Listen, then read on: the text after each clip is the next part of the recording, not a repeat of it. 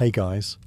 Tonight we begin with the sad, strange, and sometimes downright dangerous life of a man whose job was to make everyone else laugh. The medieval court jester. The floppy hat, the bells, the jokes. It all sounds like fun and games, until you realise you were one wrong joke away from the dungeon. So, before you get comfortable, take a moment to like the video and subscribe, but only if you genuinely enjoy what I do here. And let me know in the comments where you're tuning in from, and what time it is for you. It's always fascinating to see who's joining us from around the world. Now, dim the lights, maybe turn on a fan for that soft background hum, and let's ease into tonight's journey together. So, you want to be a court jester? Too bad. No one wants to be a jester.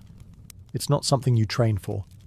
It's something that happens to you, like the plague, or being born left-handed in a world of swords. Most jesters didn't start out dreaming of juggling turnips in front of moody aristocrats. They were often chosen, not for their ambition or resume, but because of something unique about them. You might have had a limp, a hunchback, a high-pitched voice. Maybe you were unusually clever, unusually weird, or unusually short. Either way, someone important pointed and said, "That one, he's funny. Let's keep him." Congratulations. Your personality has been conscripted. Sometimes it started with a single joke. You made a noble laugh once at a feast, probably by accident. You slipped in the mud, or mocked a rival baron just loud enough to be heard. The next morning, you're not back in your peasant hut. You're in the castle, being handed a hat with bells and a new job description. Be entertaining forever. Other times, you were purchased. Yes, bought. Lords sometimes collected jesters, like they collected exotic animals or oversized goblets. If you were especially witty or weird-looking, you might get gifted from one court to another like a party favour wrapped in sarcasm. You didn't apply to be a jester. You got chosen the way a chicken gets chosen for the stew pot, suddenly and without consultation. And from that moment on, your life was no longer your own. You were the designated laugh dispenser, dragged out during feasts, summoned during tense political meetings, and paraded like a mascot when foreign diplomats came calling. You couldn't say no, you couldn't walk away. Not unless you wanted to return to the farm, or worse, get mistaken for a vagrant and end up in the stocks. Because in the medieval world, a man without a job, land, or purpose was just asking to be arrested for existing. So yes, in theory, you're an entertainer. But in reality, you're a high-pressure, low-pay, full-time joke machine kept on retainer by people who can have you whipped for bad timing. And that's just how the audition worked. You may not be on stage with a spotlight, but make no mistake. In the medieval court, you're always performing. Being a jester isn't a job you clock into. It's your existence. You eat, sleep, and breathe among nobles, but you're never really one of them. You're their entertainment, their curiosity, their live-in what-if scenario, the court's emotional support oddity. You're not allowed to be invisible. Everyone sees you, and they expect something the moment they do. A joke, a twirl, a clever insult at someone else's expense. You are, in essence, the world's most exhausted novelty act, forever one smirk away from being called boring. Even when you're not officially summoned to perform, you're still being watched.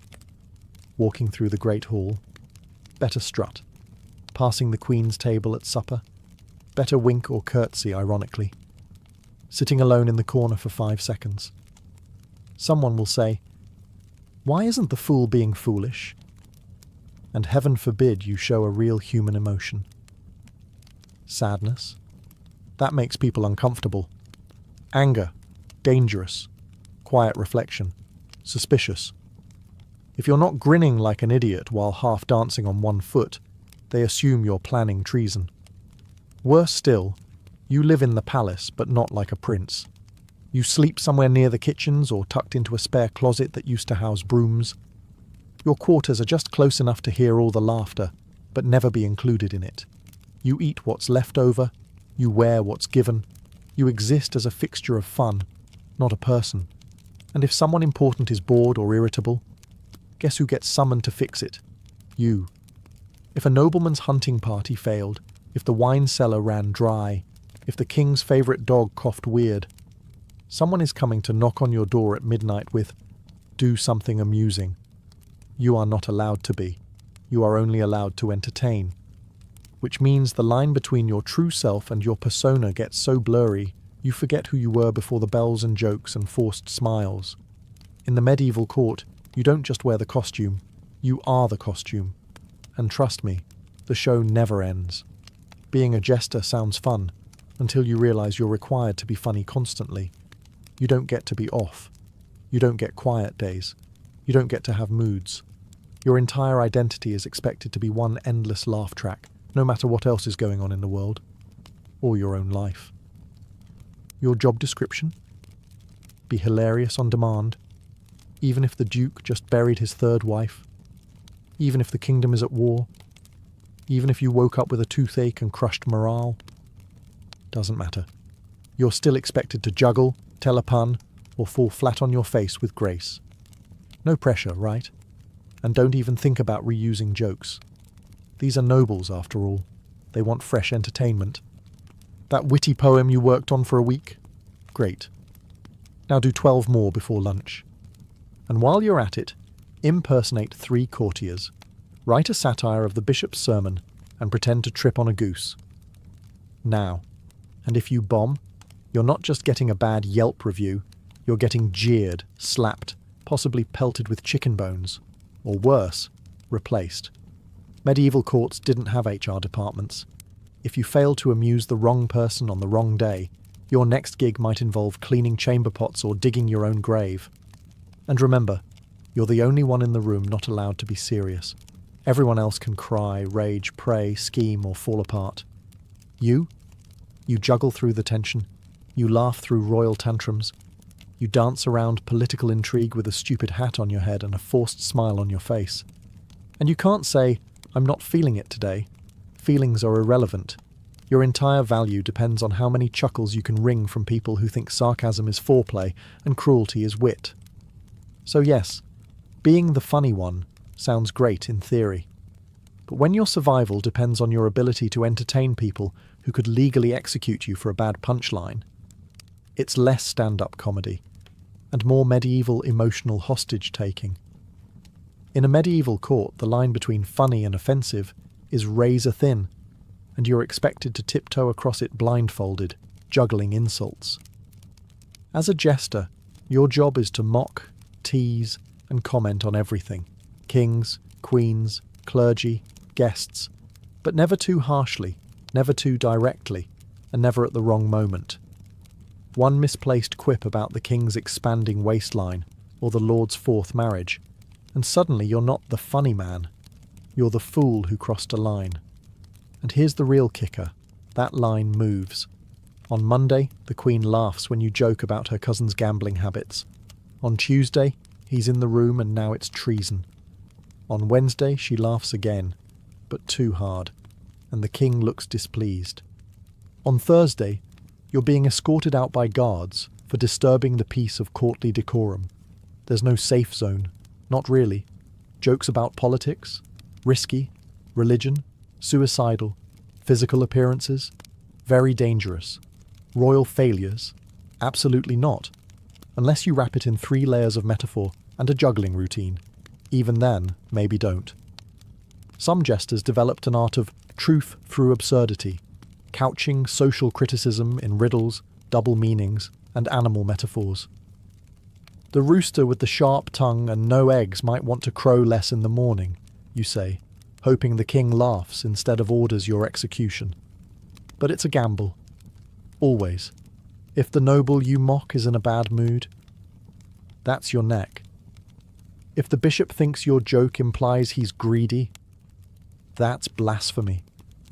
If the court turns against you, the same people who once roared with laughter will suddenly clutch their pearls and pretend they never found you amusing. And don't expect anyone to defend you. The jester isn't protected. You're not clergy. You're not nobility. You're a fool with a license to speak, a license that can be revoked with a single glare. Some jesters were whipped. Some were banished. Some were hanged. Others were retired, which in medieval terms often meant buried without a funeral. So yes, Humour was your weapon, but it was also your noose.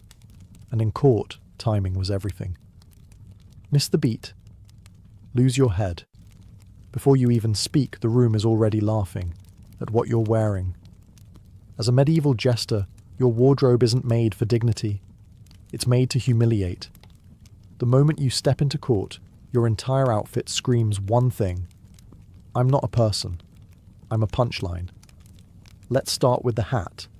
The famous coxcomb. A multicoloured, flopping-horned monstrosity with bells attached to the tips. Bells. Not because it helps with your performance, but because people want to hear you coming like a walking wind chime of low self-worth. Your tunic? A checkerboard of clashing colours. No sane tailor would combine on purpose.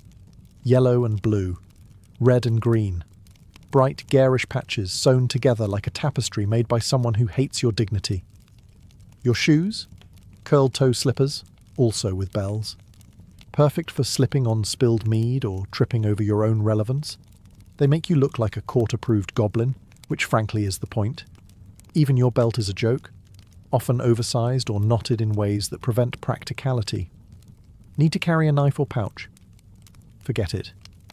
That's not what you're here for. You're here to jiggle, dance and fall on your face in a glorified mascot uniform. And while nobles wear velvet, silk, fur and gold thread embroidery, your clothes are made from the cheapest scraps of wool and linen. If it's itchy, heavy or stained, perfect. The worse it feels, the better it looks. The audience must always remember you're beneath them.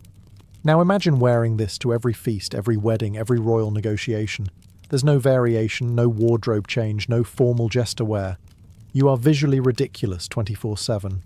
Even when you're dead serious, you look like a colouring book exploded on your body. And don't expect compliments.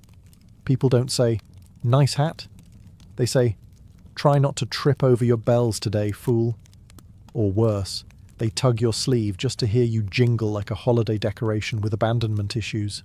So yes, your clothes might be iconic, but they're also a uniform of humiliation. A reminder that even when your words are sharp, your outfit must be dull-witted enough to reassure the powerful that you're never truly a threat. Just an echo in a funny hat. You sleep under the same roof as dukes, barons and kings. But make no mistake, you're not one of them. You're part of the furniture, like a tapestry that makes noise. Your room, if you're lucky enough to have one, is a glorified storage closet tucked behind the kitchens or near the servants' quarters. A space just far enough to remind you you're not important, and just close enough to be dragged out at a moment's notice for a midnight joke or awkward wedding toast.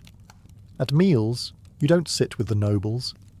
You stand near them, close enough to overhear gossip, be insulted mid-bite, or have a piece of chicken flung at your head in jest.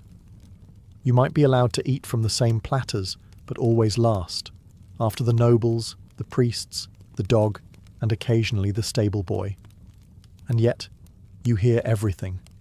Affairs, plots, murmured insults, the truth behind marriages and treaties.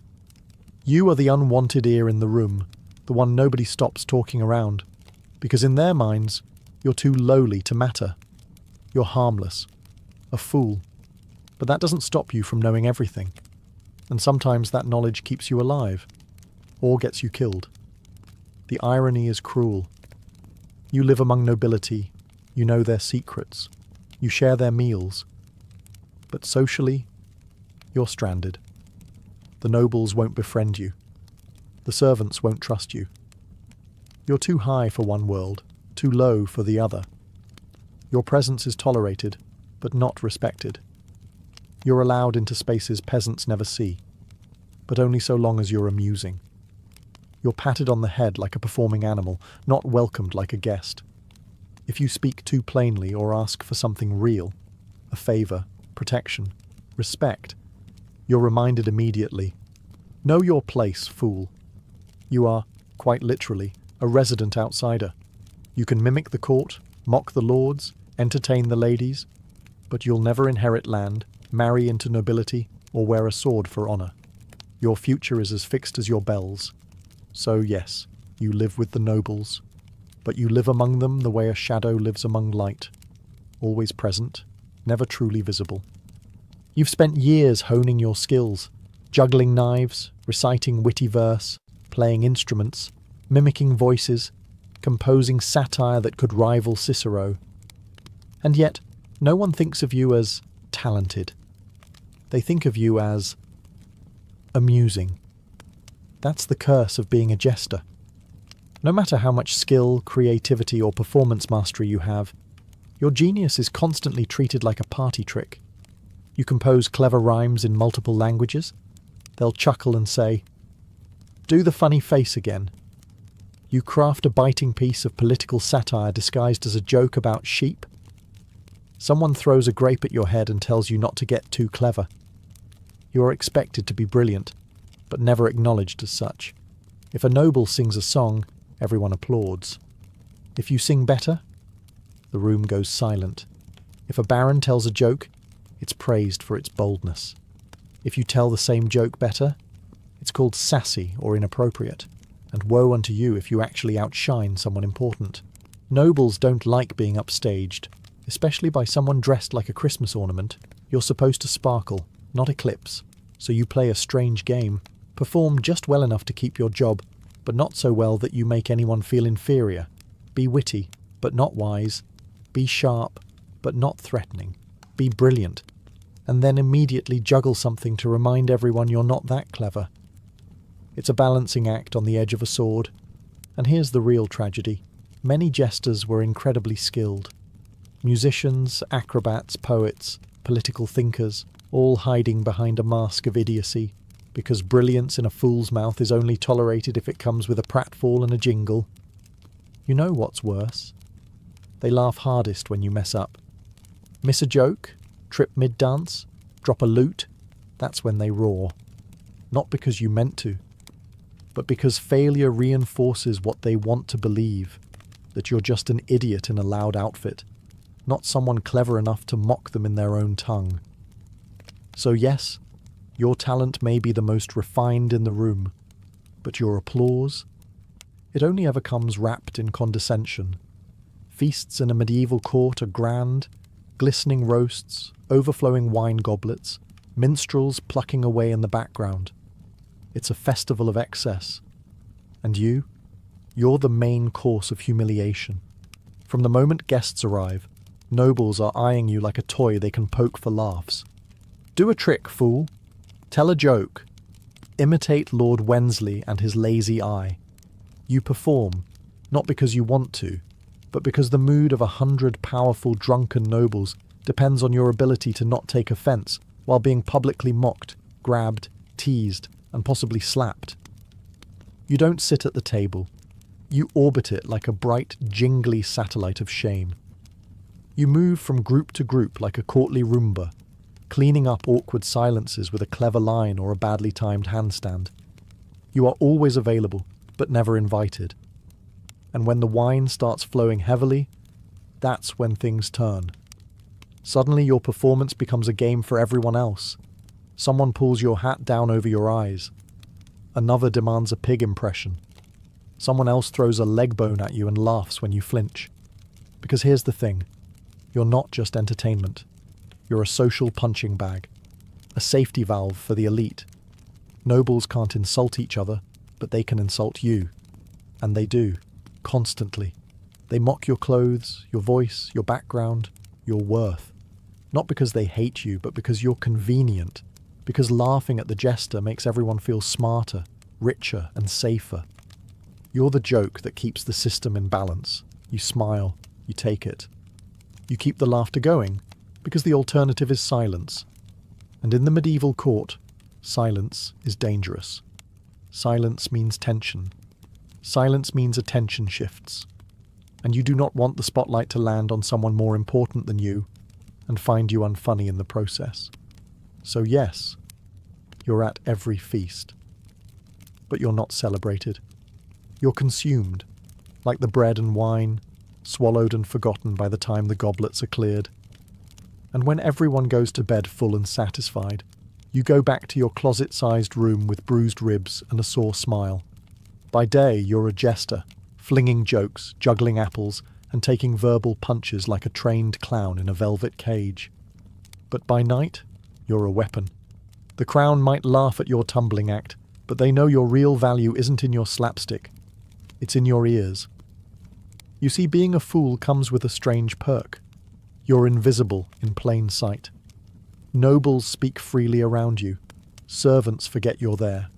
Guests vent their frustrations while you pour their wine. You drift from corner to corner like furniture with feet, catching everything. You hear confessions that weren't meant to be heard. Treason whispered between cousins. Affairs confessed over goblets. Bribes, threats, alliances forming in the shade of the feast. And you remember it all, not because you're nosy, but because it keeps you alive. Because sometimes the king calls you aside. He says, "Fool, tell me what the bishop said to the French envoy last night." And you'd better have the answer. If you don't, he might think you're loyal to someone else. If you do, he might ask for more. This is the terrible dance. The king wants truth from your lips, but no truth that implicates him. You serve a monarch who praises your honesty, until your honesty offends. You're expected to report quietly, cleverly, maybe even in riddle form, who's sleeping with whose wife, or who's plotting a little light rebellion over stew. You're the court's most dangerous informant, disguised as the least dangerous person in the room. But there's a catch. Everyone else knows it. The lords and ladies smile at you, but they don't trust you.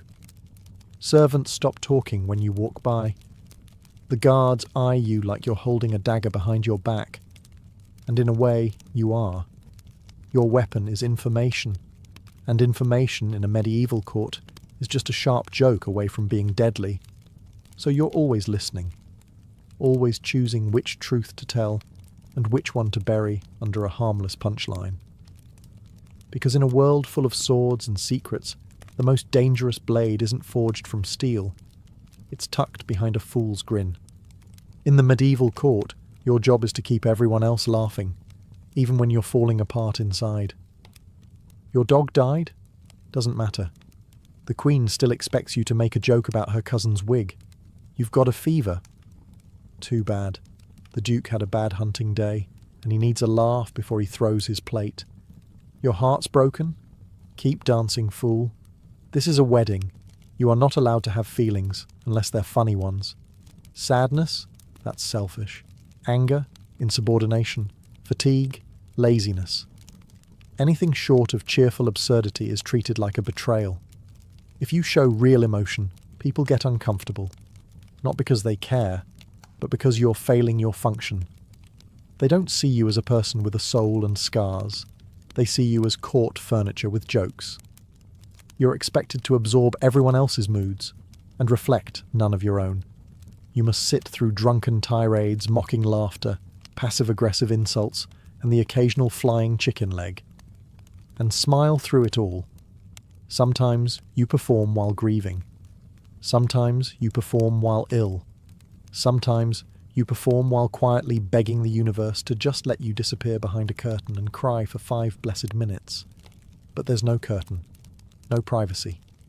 You're always on, and the idea of vulnerability doesn't fit your costume. And here's the cruelest twist. When nobles do notice you're down, they don't ask what's wrong. They say, "Why aren't you being funny today?" Or worse, "Maybe the fool's finally lost it. Shall we find a new one?" So what do? You turn your pain into performance. You make your heartbreak a punchline.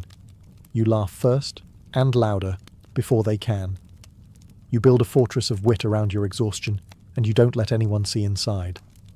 Because the moment they realize the fool is human, the illusion shatters, and so does your job. So yes, you had feelings. You just learned to bury them under bells and jokes, like everyone expected. Because in the court, when everyone else gets to feel things, the fool is the one who pretends nothing hurts. Medieval kings were not known for emotional stability. One bad dream, one spoiled roast, one poorly timed sneeze from a foreign diplomat, and the entire mood of the court shifts like a thundercloud with a crown. And guess who they all look at when the king furrows his brow or frowns into his goblet? You. Because if the monarch isn't smiling, Clearly the fool isn't doing his job. It doesn't matter that you were up late performing at a feast, or that your voice is hoarse from singing, or that you told 12 jokes this morning that got genuine chuckles from 3 knights and a cook.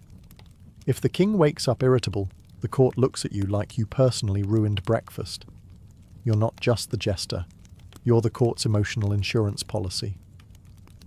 Did a trade negotiation fail? The king's advisors mutter. Perhaps the fool didn't lighten the tension enough. Did the queen scowl during mass? Maybe the jester made a joke in poor taste. Did the king stub his toe on a chamber pot? Has the fool been leaving things about again? Sometimes it's subtle. A snide comment, a disapproving glare. Other times it's direct. Entertain me, fool. I'm in a foul mood, and your head's in the balance. And they're not kidding. You're one ill-timed silence away from being demoted to stable cleaner or worse, executed for being unfunny. And even when it's not your fault, it becomes your burden. You must fix the mood, patch the tension, make the royal toddler laugh so no one notices the king just broke a goblet over the steward's head. You become a human emotional thermostat, adjusting yourself endlessly so everyone else stays warm and content. But here's the thing, no one ever thanks you. If the king's mood improves, it's because his wine was strong. If he laughs, it's because someone told him a joke earlier, not you. If he doesn't laugh, you're at fault. Either way, you lose. So yes, in a court of paranoia and politics, you, the jester, are somehow both irrelevant and responsible for the mood of the most powerful man in the kingdom. And if he doesn't laugh, you'd better start praying. You may live in the castle, wear bells on your hat and share jokes with kings. But make no mistake, you are not free. In fact, you're more trapped than most. Because being a medieval court jester isn't just a job. It's an identity that consumes you. Once you're labelled the fool, that's it. There's no promotion, no career change, no, I'd like to try something different. You're a lifelong performer, whether you want to be or not. It doesn't matter if you're aging, tired, or sick. You don't get to retire. There's no pension, no cosy cottage waiting at the edge of the kingdom. You don't become a merchant or a monk or a respected elder. You're not master whatever your name was. You're still the fool, just slower, sadder, and with fewer teeth. And the worst part? Even if you're brilliant, no one will ever see past the hat. You might write poetry. You might speak 4 languages. You might secretly know more about statecraft than the royal council. But when you speak, everyone hears bells and expects pratfalls. You could warn of war and be ignored, but if you slip on a turnip, they'll laugh for hours. You've become a costume with a voice. And try leaving? Good luck. You're not trained in a trade. You own no land. You have no connections outside the castle walls. If you wander into a town, you're not seen as that sharp-witted court performer. You're just a strange, poorly dressed man babbling about dukes and drama, probably mistaken for a madman or vagrant. And if you do leave, and somehow survive, what then? You'll miss meals. You'll be forgotten. And sooner or later, some lesser noble will say, "Bring back the old fool. He made us laugh." And just like that, you're dragged back in, because you're not a man. You're an object that people remember when they're bored. So you stay. You perform. You laugh at your own pain, because the alternative is terrifying. Because once you're the fool, you stay the fool. Forever. Here's the strange thing about being a fool. In a room full of nobles, bishops, and knights, you might be the only one allowed to speak the truth. Everyone else in court speaks in riddles. Diplomats flatter. Courtiers scheme. Servants lie to survive. But you? You've got one strange, dangerous privilege. You can say what others can't. You can mock a policy the king refuses to reconsider. You can whisper jokes that call out corruption. You can impersonate the baron who's clearly embezzling grain, or the duchess with a suspiciously close friendship to the bishop's nephew, and somehow get away with it. But let's be clear. Getting away with it doesn't mean you're safe. It means you're walking a high wire strung between comedy and execution. The court laughs because they're pretending it's just a joke. But you know the truth. It's never just a joke. That jest about the war, that's a political opinion in disguise. That pun about the taxes, that's public dissent, delicately wrapped in wordplay. You are the only honest voice in the room, and everyone knows it. And that scares them. Some will admire you quietly, others will hate you openly, but all will watch your every word. Because one misstep, one joke too sharp, one truth too close, and the same crown that once chuckled at your cleverness may have your head rolling across the tiles by morning. In a world where saying the wrong thing could get anyone imprisoned, the Jester was the court's built-in truth serum, but with no protection. You are the moral mirror, the court's conscience in bells. You're allowed to point at the naked emperor, so long as you do it with a backflip and a silly voice. But if your truth cuts too deep, or if the king is in a particularly fragile mood, well, jesters have been silenced before. So yes, in a court built on secrets, your job is to shine a flickering lantern into the shadows and pretend it's a spotlight gag. Because sometimes the only one brave enough to speak the truth is the man everyone refuses to take seriously. You spend your life surrounded by people. Nobles, knights, ladies, guests. You entertain at feasts, weddings, coronations, and even funerals. Your voice echoes in great halls. Your jokes fill chambers with laughter. And yet, when your time comes, no one is there. The jester's life is filled with noise, but his death is usually silent. You die in a corner room, unnoticed, unmourned. No parade, no eulogy, no marble slab etched with your cleverest line. You don't get remembered like a knight or a bard. You're not written into songs or family histories. You're just gone. Maybe the cook mentions you once, years later. Remember that fool who used to dance like a goat? Maybe a new jester finds your old bells in a drawer and doesn't ask whose they were. Or maybe no one remembers you at all, because someone else took your place before your bed even went cold. Because you weren't a person to them, not really. You were a sound, a colour, a flicker of amusement, replaceable, disposable, and the very thing that made you valuable, your ability to disappear behind a joke, is the same thing that ensures you're forgotten. You never marry. You never have heirs. You never own land or build a name. You make everyone else feel important, but you leave no legacy of your own. Even your closest friend in court, the steward who once laughed at your imitation of the bishop, won't visit your grave. You might be buried outside the churchyard, because fools weren't considered holy enough for consecrated ground. Too many jokes, not enough prayers. You lived for their laughter. You measured your worth in their joy. But laughter is fleeting. It echoes once and fades. And when you're gone, the halls grow quiet, until the next fool arrives, juggling for applause.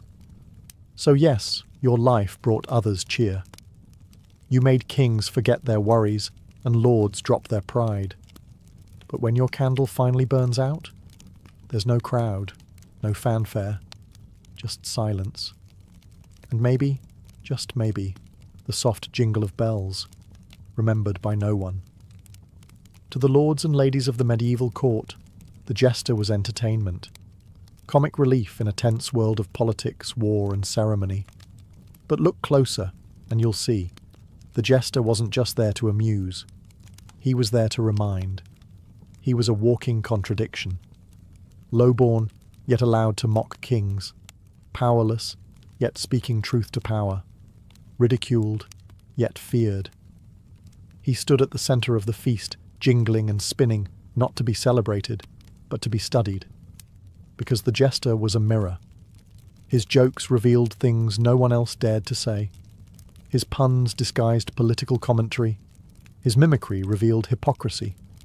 And every time he made the room laugh, he also made it squirm. Because somewhere in the slapstick, there was always a sliver of truth. The fool was safe to laugh at, until he wasn't. Until he pointed out too much. Until the room realized, this man in bells and rags understands us better than we'd like. And so he became more than a performer. He became a symbol, a reminder that power is fragile, that truth, even dressed in comedy, can be dangerous, that laughter is a weapon, one that can cut deeper than any sword. In a world obsessed with order and hierarchy, the Jester was the exception, and that's what made him so necessary. He walked the halls of power, not because he was respected, but because he reminded the powerful of what they feared most: being ridiculous, being exposed, being human. But the joke, in the end, was never truly on the nobles. It was on him. He sacrificed dignity, freedom, legacy, and peace of mind for the fleeting approval of people who would never see him as an equal. His genius was hidden beneath absurdity, his wisdom wrapped in wordplay, his truth dismissed as foolishness. And yet, centuries later, we still remember him, not as a clown, but as something more complex, more haunting, more real. The medieval Jester was not a joke. He was a warning that sometimes the only one telling the truth is the one you're busy laughing at. Long before curtains rose and actors bowed, ancient theatre was born in a swirl of wine, masks, and divine chaos. It didn't start with playwrights or applause. It began with Dionysus, the Greek god of wine, fertility, ritual madness, and performance. In 6th century BCE Athens, theatre wasn't just culture, it was cult. The earliest dramas emerged during the City Dionysia, a spring festival honouring the god himself. Citizens flooded the city in celebration. Livestock were sacrificed. Wine flowed like rivers. And in the midst of this revelry, something miraculous happened. People started acting, not pretending, but becoming, taking on voices not their own, dancing in frenzied circles, chanting choruses that blurred the line between prayer and performance. The centerpiece, a dithyramb, a wild hymn-like chant, performed by a chorus of up to 50 men, moving in rhythm, faces masked, eyes aflame with ecstasy. These weren't actors as we know them. They were vessels, mediums, each voice a drop in the divine pool of Dionysian energy. Then came a man named Thespis. Legend says Thespis stepped out from the chorus around 534 BCE and spoke as a character, rather than as part of a group. Just like that, the concept of an actor was born. That's why we still call performers thespians today. Imagine it, one man, alone on stage, claiming to be someone else. It must have felt like blasphemy, or magic. The Greeks were hooked.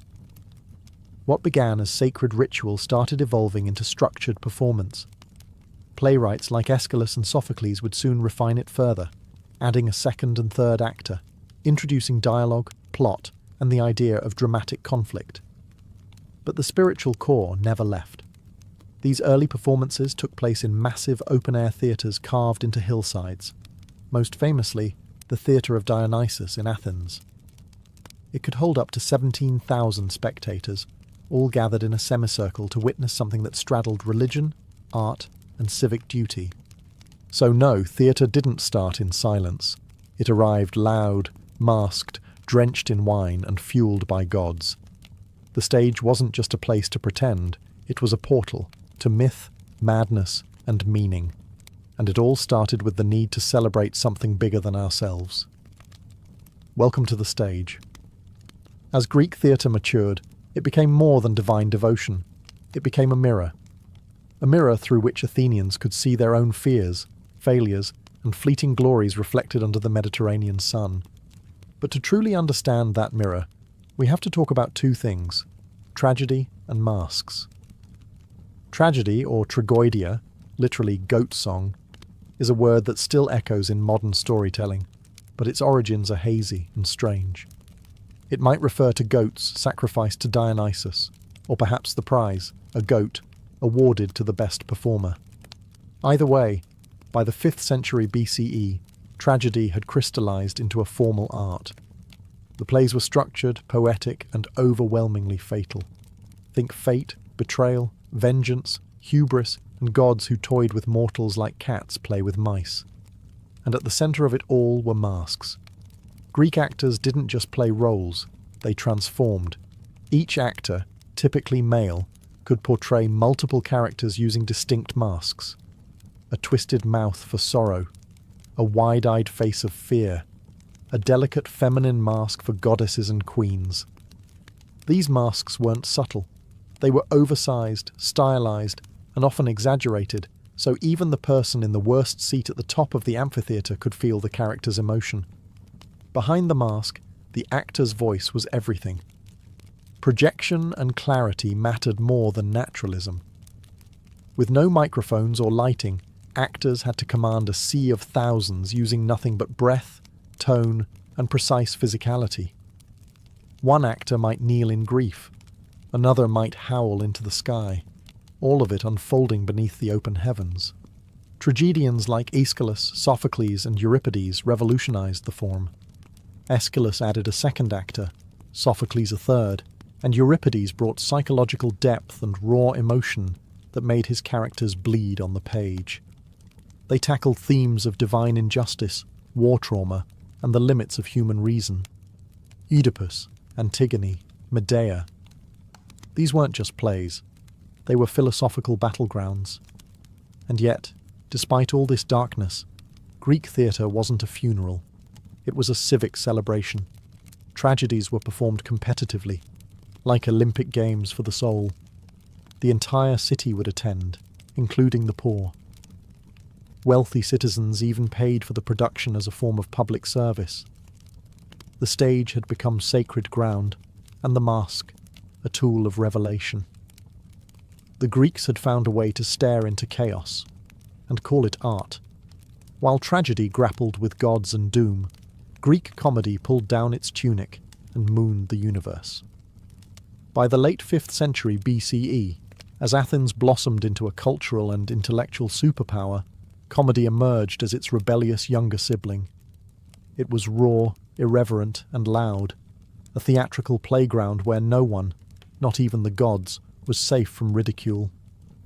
If tragedy asked, "What is the meaning of suffering?" comedy asked, "Why is Zeus such a pompous idiot?"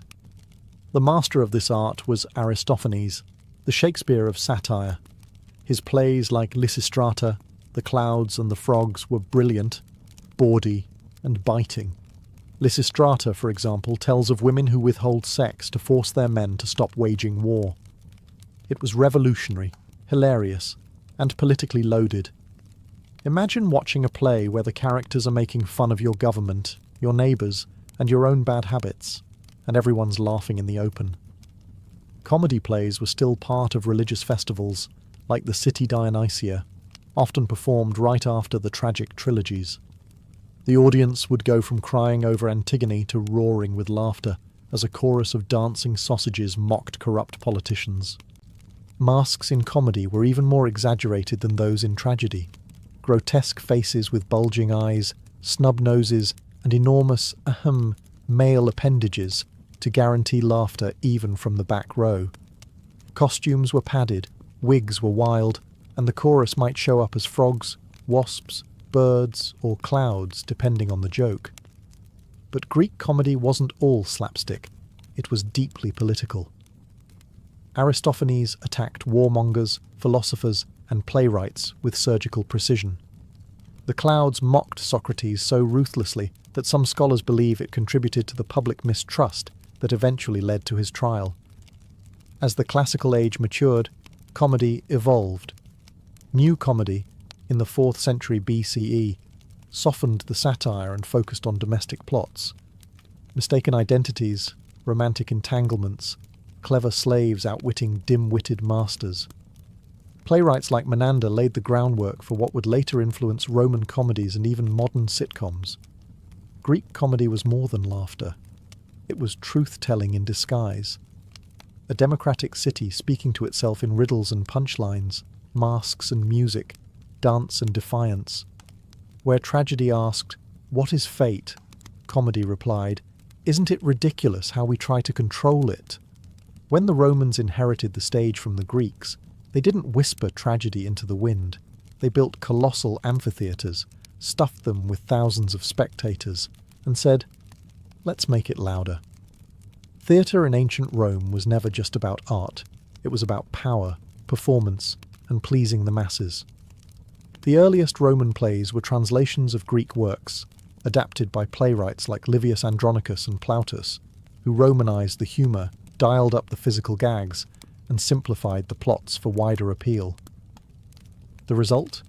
Theatre that was rowdy, fast-paced, and obsessed with mistaken identity, lewd jokes, and ridiculous characters who always ended up running in circles.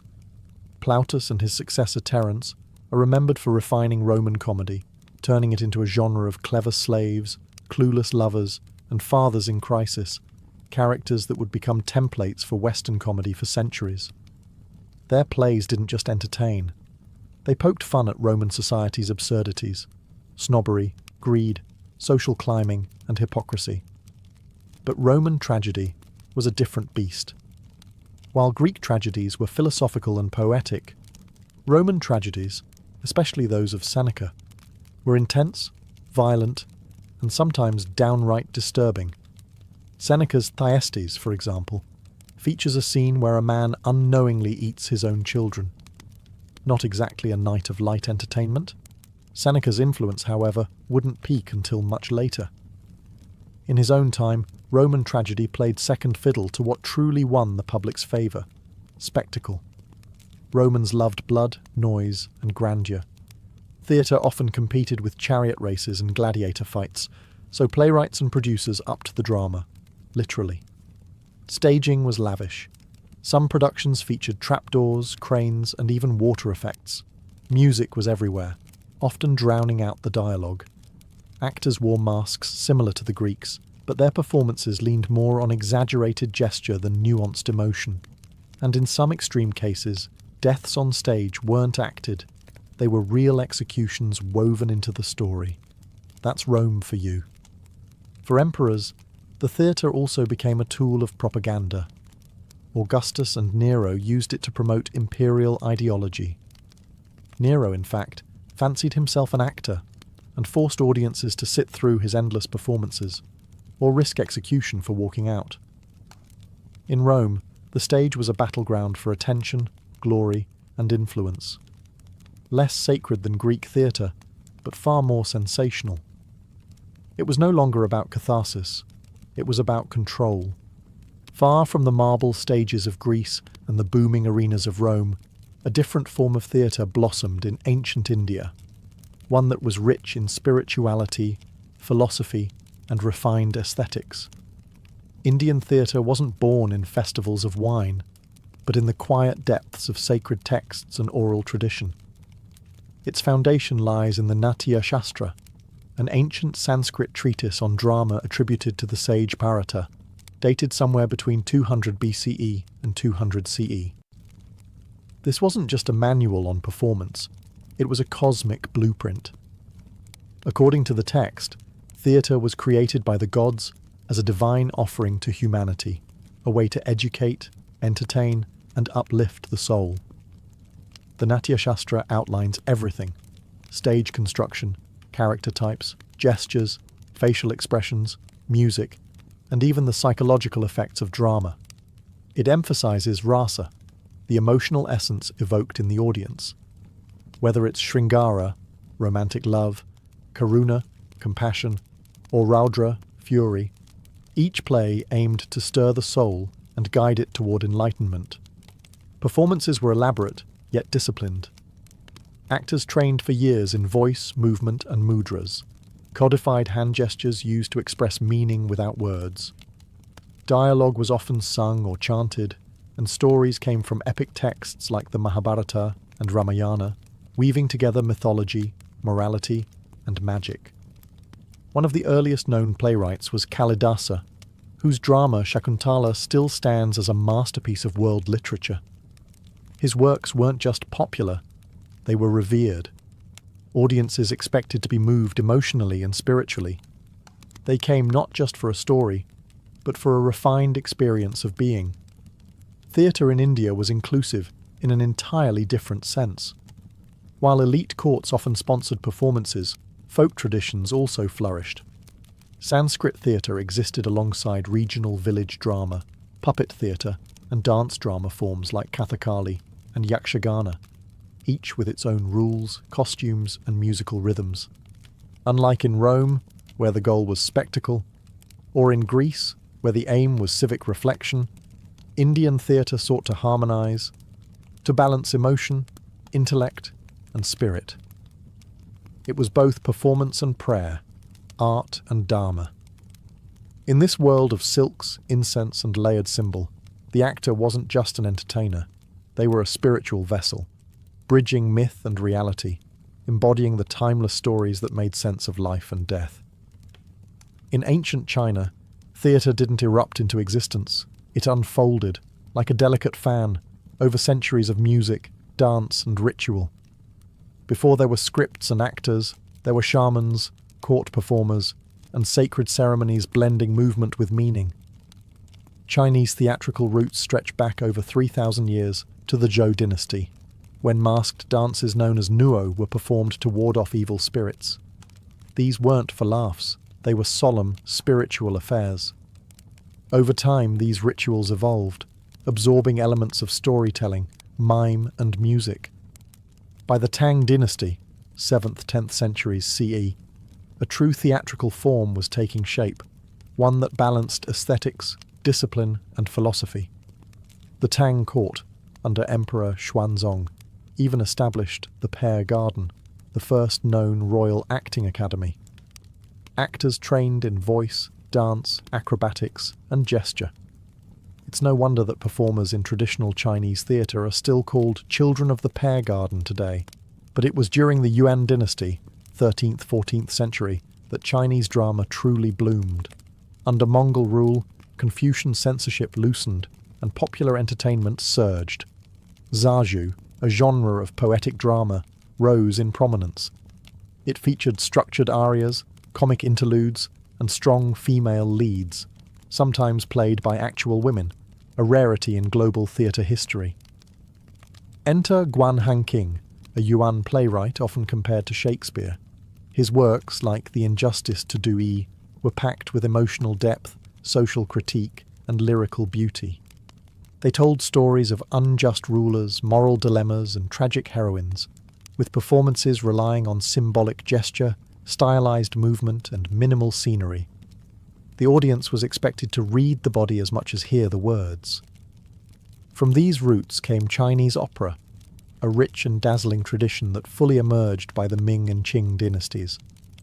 The most famous form, Peking opera, or Jingju, crystallized in the 18th century. With ornate costumes, color-coded makeup, martial arts, and piercing falsetto voices, it turned performance into a ritualized visual language.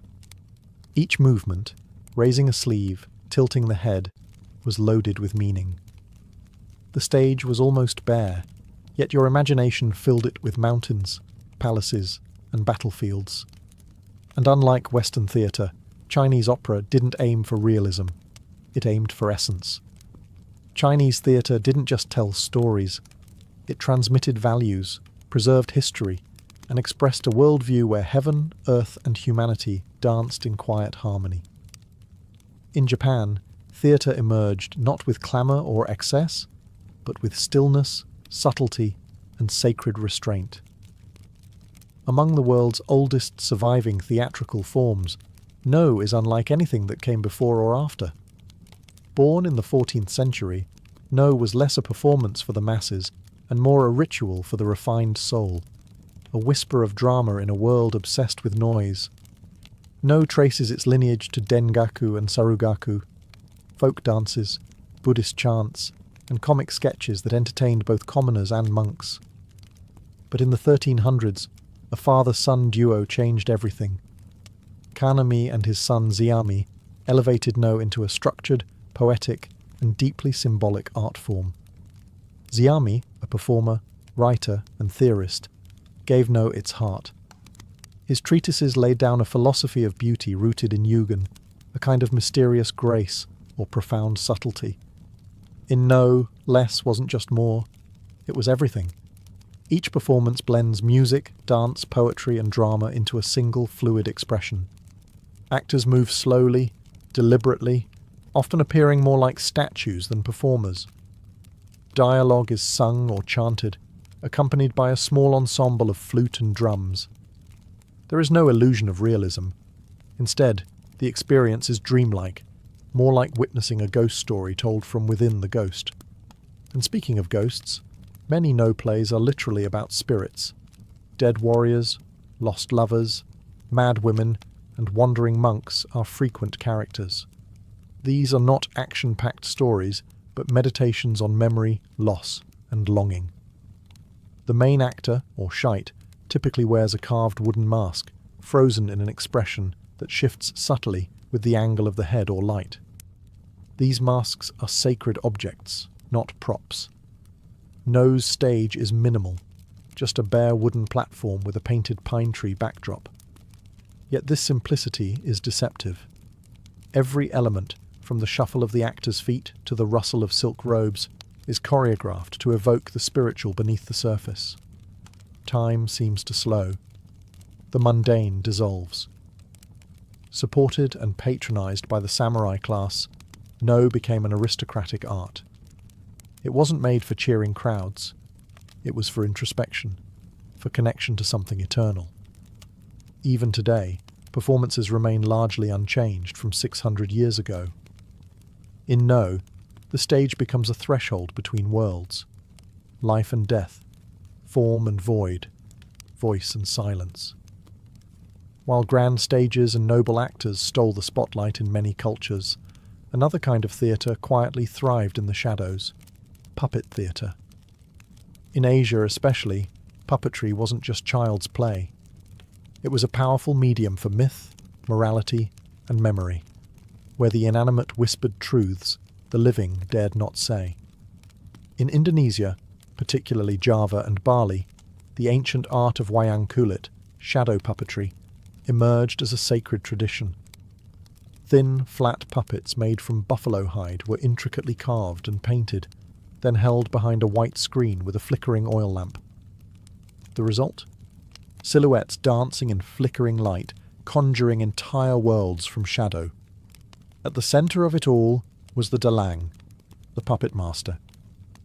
Far more than a performer, the dalang was a spiritual guide, comedian, narrator and philosopher rolled into one.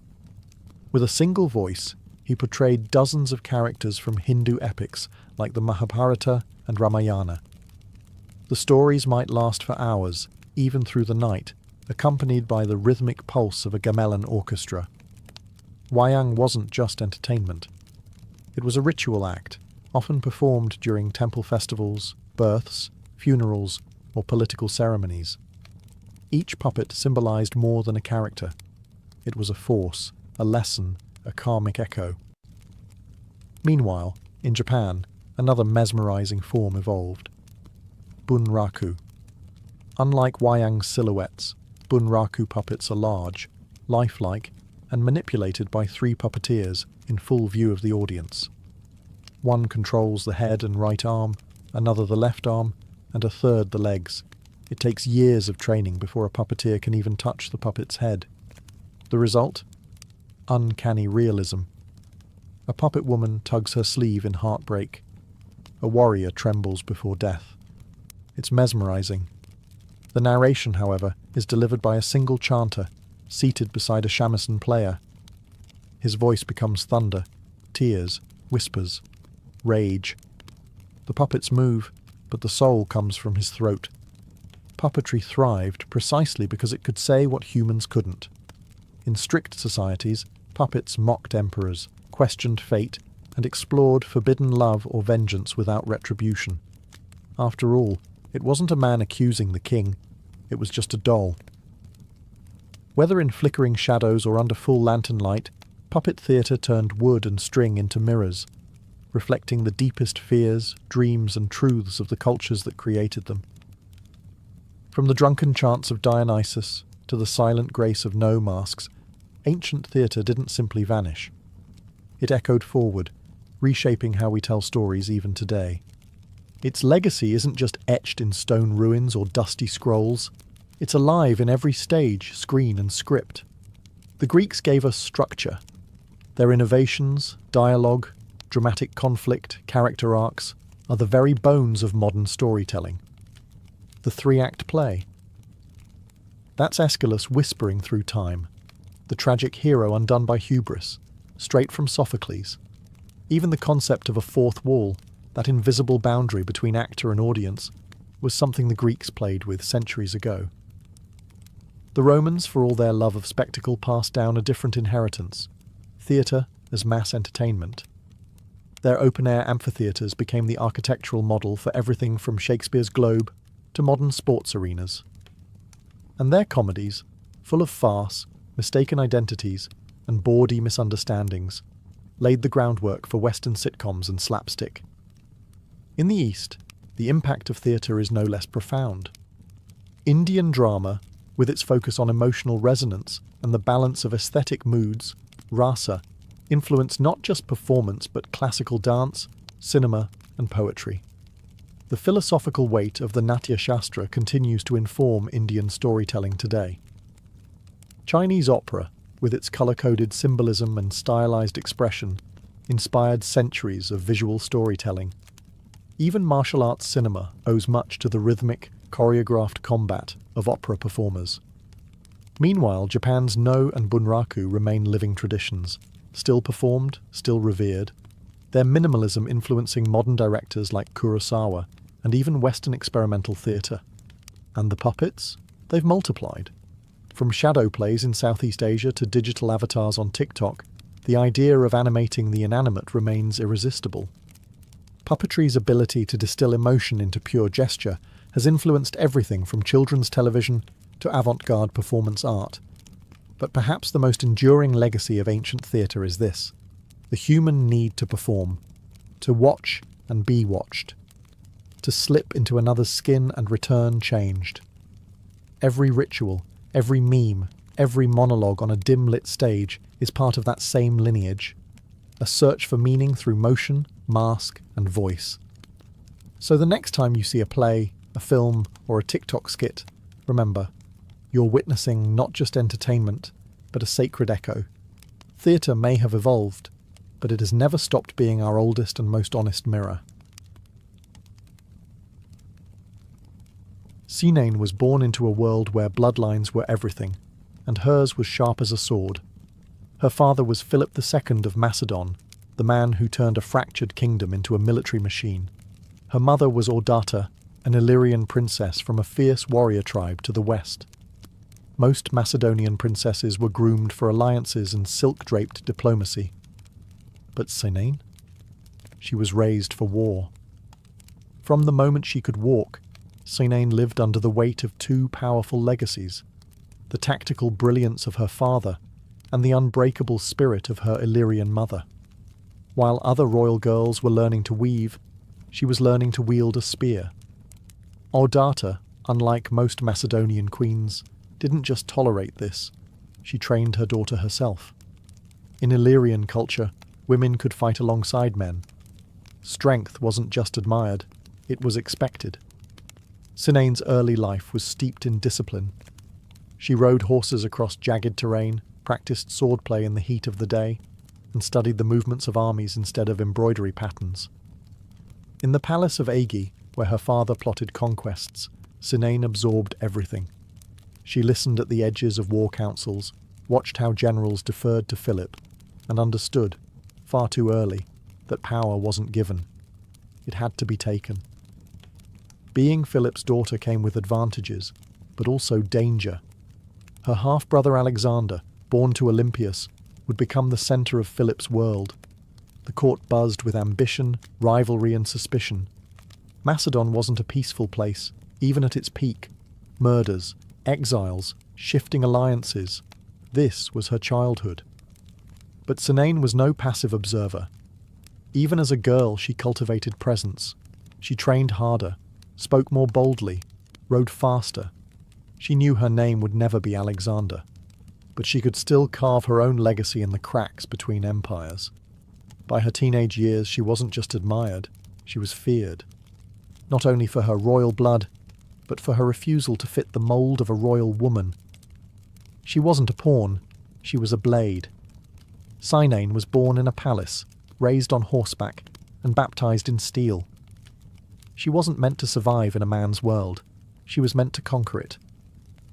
To be born royal in Macedon was to be born into a game of strategy, but to be born the half-sister of Alexander the Great, that was a life spent balancing on a dagger's edge. Serene and Alexander shared the same father, Philip II, but different mothers. His mother, Olympias, was infamous for her ambition and ruthlessness. Hers, or Data, was Illyrian royalty, tough as the mountain tribes she hailed from. From childhood, Serene knew she would never be the heir. That title had already been handed to Alexander, the golden boy with the lion's mane and the philosopher's tutor. The court adored him, the generals feared him, and the world one day would kneel before him. But Serene didn't kneel. As Alexander grew into the legend we now remember, Serene carved a quieter, sharper path. While he rode into Persia, she remained in Macedon, observing how empires functioned from within. She saw how alliances shifted like sand dunes, how one wrong word could end a dynasty. She learned the real battlefield wasn't always fought with swords. Sometimes it was fought in whispers. Still, she was no cloistered noblewoman. Serene's reputation as a warrior began to circulate. Rumours of her military prowess, her ability to ride, fight and lead, echoed in the corridors of power. She may not have crossed deserts or stormed cities like Alexander, but she was no less dangerous. She had something he never did: silence. Serene didn't need the world to watch her. She needed them to underestimate her. But in a kingdom obsessed with lineage and legitimacy, blood was currency, and Serene had plenty of it. She was not only the daughter of Philip, but the sister of the king, and her Illyrian bloodline connected her to another branch of warriors. She could unite kingdoms, or break them. She didn't challenge Alexander, not directly. There was no battle between them. But she was a constant reminder that power didn't belong only to men. Her presence, her lineage, and her skill were threats. Quiet ones, but threats nonetheless. And when Alexander marched east to chase immortality, Serene stayed behind, watching the gears of empire turn. Waiting, studying.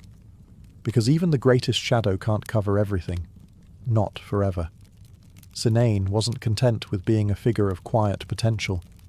She made herself legend through action. While Alexander built his empire abroad, Serene found her own battlefield at home. And unlike many royal women of her time, she didn't just lead from behind a curtain. She rode in armour, led troops, and fought on horseback like a Macedonian general. Her most famous moment came when she led a military campaign into Illyria, the very land of her mother. It wasn't just a symbolic march. Serene actively commanded troops, organised strategy, and fought in combat. In a time when even noblemen often avoided the front lines, a royal woman charging into battle was both shocking and awe-inspiring. And it wasn't just for show. She emerged victorious. That campaign wasn't just a flex of military skill, it was a declaration. Serene was staking a claim. She wasn't merely a noblewoman with a sharp mind. She was a trained warrior who had proven herself on the field, bloodied and unbroken. Her Illyrian blood had not thinned in the halls of Macedonian diplomacy. It had sharpened. By winning that campaign, Serene did something extraordinary. She carved out a sphere of influence independent of her brother's colossal shadow. Alexander might have ruled eastward, but Serene was building something of her own in the west. Respect, loyalty, and a reputation not tied to anyone else's name. But power is never comfortable in the hands of a woman, especially a woman who doesn't ask permission. Back in Macedon, the court murmured. Alexander, too occupied with conquering Persia and Egypt, did not interfere. But his absence created a fragile vacuum, and Serene knew exactly how dangerous that space could become. She wasn't just a warrior for her own sake. She had a plan that reached beyond herself. She was a mother now, and she intended to pass on her power. So, while men wrote history in their own image, Serene prepared for the next move. She had tasted command, stained her armour in real combat, and won not by birthright but by merit. She was no mere royal. She was a commander, and she was just getting started. For all her victories and warrior spirit, Sinane's most audacious move was not made with a sword, but with a daughter. Her child, Adia, was born of her marriage to Amyntas Forfa, a man who himself had royal blood but little political strength. Their union was strategic, a way for Sinane to connect her bloodline deeper into the royal web. But Amyntas was soon dead, likely a victim of Philip II's relentless housecleaning. Sinane, however, survived. More than that, she saw opportunity in the ashes. She began raising Adia not as a passive princess, but as a future queen. From the very beginning, Adia was trained with the same fire Sinane had received as a girl. This wasn't a child being groomed for a decorative marriage. This was a young woman being sharpened like a blade. Sinane personally oversaw her education, rhetoric, leadership, martial training, and most importantly, politics. It wasn't just about legacy. Sinane had watched the world unravel in Alexander's absence. The court was divided, the generals restless, and succession uncertain. Alexander had no legitimate heir. His empire was vast but fragile. The question of who would rule once he died wasn't just theoretical. It was a ticking bomb. Sinane had a plan. Her daughter would marry Aridaeus, Alexander's half-brother, who was considered next in line despite his intellectual disability. If Adia became his wife, and Sinane her advisor, they would have real influence over the Macedonian throne. This was more than ambition. It was survival. The empire was splintering. Power was being hoarded by generals and regents. Sinane saw that only through Adia could she continue to shape the future. She wasn't just trying to put her daughter on the throne. She was trying to protect Macedon from itself. But this was not a world kind to women who made moves like kings. Whispers turned to threats. The regents, particularly Perdiccas, one of Alexander's former generals, saw what was coming. A warrior mother raising a queen with a claim to the throne was too dangerous. Sinane, ever bold, prepared to travel with Adia to ensure the marriage happened. She was ready for resistance, but not the betrayal that awaited her on the road. She had trained her daughter for the throne. Now she would pay the price for it. Sinane knew exactly what she was doing when she set out for Asia with her daughter. This was not a diplomatic visit. This was a political maneuver, the kind that could change the shape of an empire. Adia, young but regal, was to be married to King Aridaeus. That union would tie Sinane's bloodline directly to the throne, and give her a front-row seat to the regency of Alexander's fractured empire. But the men in power saw it differently.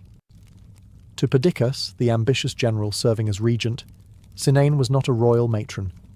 She was a threat, a woman with her own army, her own agenda, and, worse still, public support. Soldiers admired her. Macedonians respected her. Her daughter had the blood of Philip, the charisma of a queen, and the backing of one of the last true heirs. Perdiccas couldn't risk it. As Sinane and Adia crossed into Asia Minor, they were intercepted by forces under Alcetus, Perdiccas's own brother. The moment was tense, the outcome chillingly swift. Sinane, unarmed but unshaken, stood her ground. Some sources say she demanded to see the king. Others suggest she attempted to rally the soldiers against the regents right there on the spot. But it was too late. The order had already been given. Sinane was assassinated, likely by Alcetus himself, or under his command. On the road, far from court, far from justice. She died not in battle, but by betrayal, stabbed not for her crimes, but for her ambition. What happened next shocked even hardened Macedonian veterans. The very soldiers who witnessed her murder reportedly rebelled. Sinane, after all, was the daughter of Philip II, a war hero in her own right. Killing a woman of her stature wasn't just a crime, it was sacrilege. So intense was the backlash that Perdiccas was forced to backtrack. In a stunning reversal, he allowed Adia to marry Aridaeus after all. But the cost had been steep. Macedon had lost one of its most capable minds and most dangerous women, not to enemies, but to its own fears. Sinane died with her armour off, but her strategy lived on. Her daughter was now queen. The next move was no longer hers, but it would still bear her name. Serene's death was supposed to end the threat, but instead it lit a fire. Her daughter, now married to King Aridaeus, entered the political arena with the fury of a legacy interrupted, and she did not remain a dear for long. In a powerful move, she changed her name to Eurydice, a name echoing queens of the Argead dynasty. It wasn't just a rebranding, it was a declaration of legitimacy. Queen Eurydice now stood beside the King of Macedon, not a puppet, not a consort, but a partner in rule. Though Aridaeus was mentally impaired and heavily controlled by regents like Perdiccas and later Antipater, Eurydice quickly became the active voice of the throne. She took an unprecedented step for a woman in Macedonian politics. She began addressing the army directly, wearing military attire and asserting her right to govern on behalf of her husband and herself. These weren't symbolic gestures. Eurydice stepped into the vacuum her mother left with military poise and political instinct. She held speeches in front of soldiers, grizzled veterans who had followed Alexander across the known world, and she won them over. She promised order, Macedonian strength, and a return to Argead leadership. Her mere presence reminded them of Serene, and the army listened. But her rise came at a dangerous moment. The wars of the Diadochi, the bloody civil wars between Alexander's former generals, were already underway. Macedon was fragmenting, alliances cracked, loyalties shifted like sand. Eurydice stood in the middle of it, a young queen with no army of her own, challenging men who commanded legions. Still, she played boldly. She stood up to Polyperchon, the newly appointed regent, and tried to maintain control of the capital. She refused to back down, writing letters, issuing orders, rallying troops. For a time she seemed unstoppable. But like her mother, Eurydice's power came not just from her bloodline, but from the threat she posed to men in power. She was Serene's daughter through and through, armoured in pride, fluent in strategy, and unafraid to confront the ruling elite. Her story, like her mother's, would be defined not by submission, but by defiance.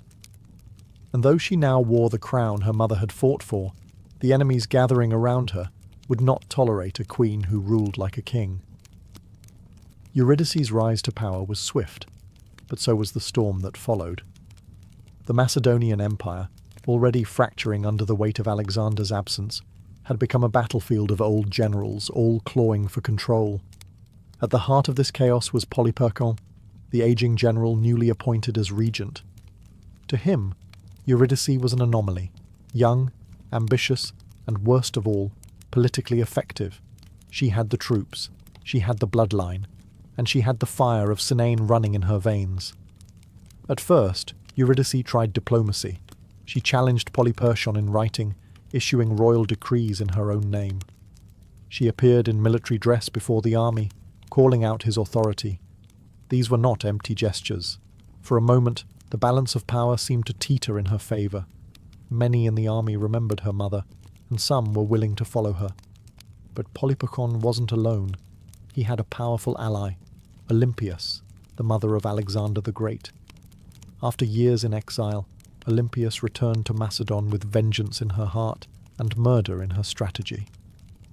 The rivalry between the two women, Eurydice and Olympias, was more than personal. It was the final brutal clash of two dynastic visions. Eurydice stood for a new order, young, militaristic, and independent. Olympias represented the old Argead fire, the bloodline that had once ruled unchallenged. Eurydice marched to confront her enemies but was betrayed. Her troops, faced with the revered Olympias and her more experienced forces, abandoned her. She and King Aridaeus were captured. The crown, once so close, was ripped from her head. What came next was not politics, it was revenge. Olympias had Eurydice imprisoned and forced her to commit suicide. The daughter of Serene, like her mother, died not in battle, but because she dared to claim power in a man's world. Her husband was murdered soon after. Their deaths weren't just executions.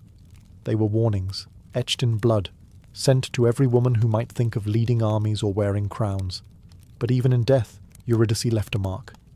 Her story became legend, whispered among soldiers, and remembered by historians as a flash of defiance in a darkening world. She had inherited her mother's soul and shared her fate. Cynaine and Eurydice are rarely mentioned in the same breath as Alexander, Philip, or Olympias. Their names linger on the margins of history, footnotes in an empire obsessed with male conquest. Yet their lives, full of courage, strategy, and resistance, carved a path through the brutal politics of their time. They were more than noble women. They were a dynasty of defiance. Cynaine had been a daughter of Philip, trained not to marry well, but to fight well. She had stepped onto a battlefield when most royal women were stepping into marriage contracts.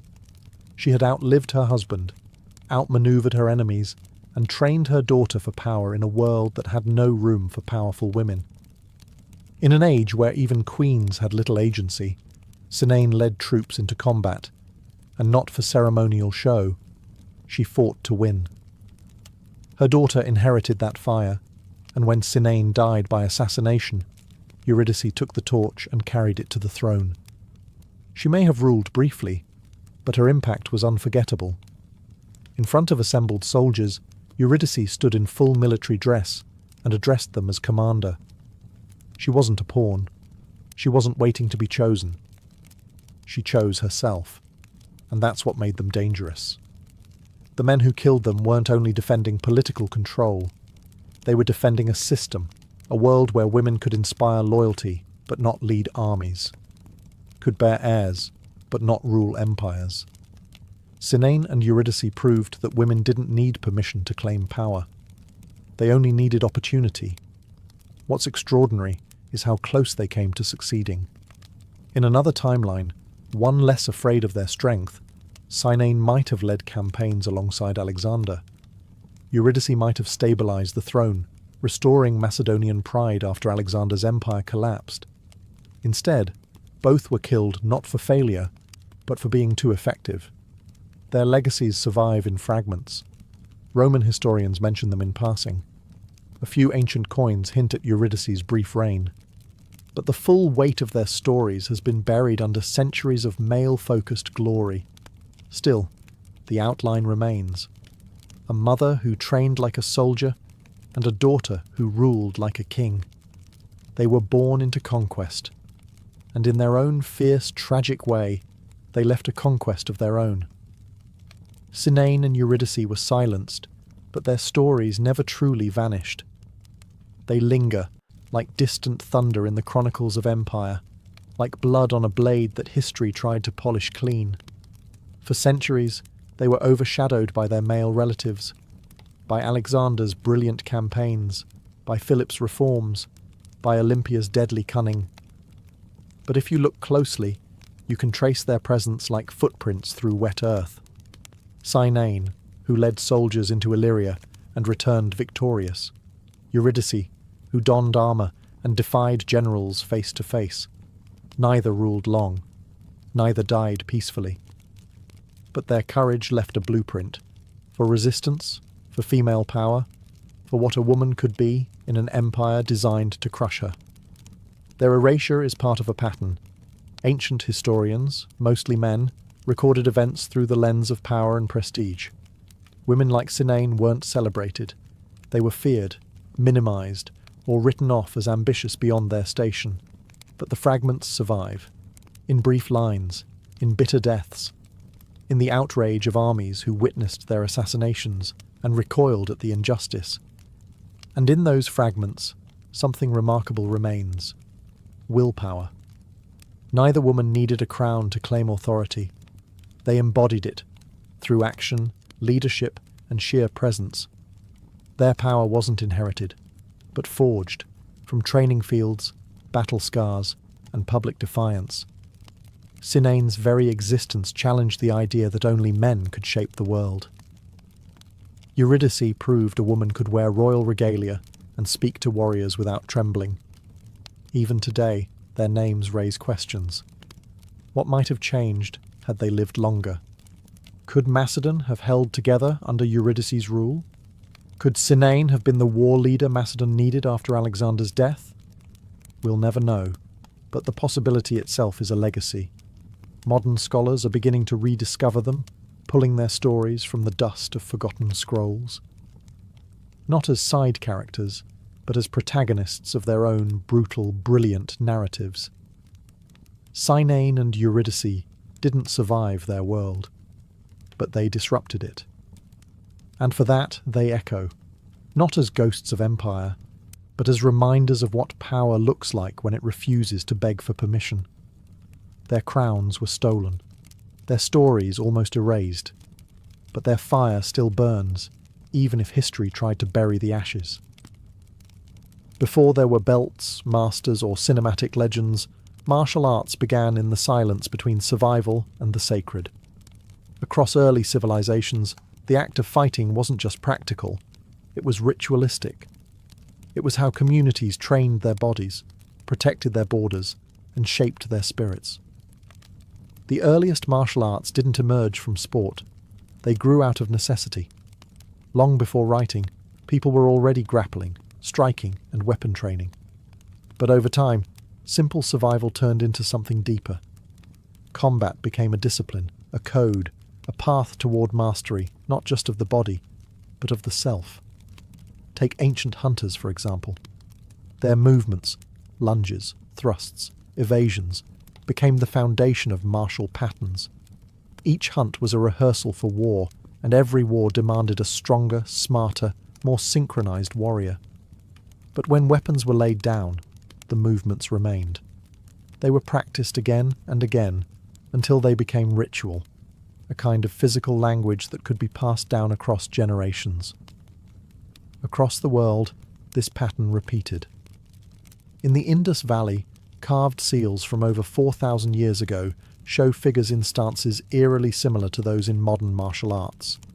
In Africa, tribal wrestling formed the basis of coming-of-age ceremonies.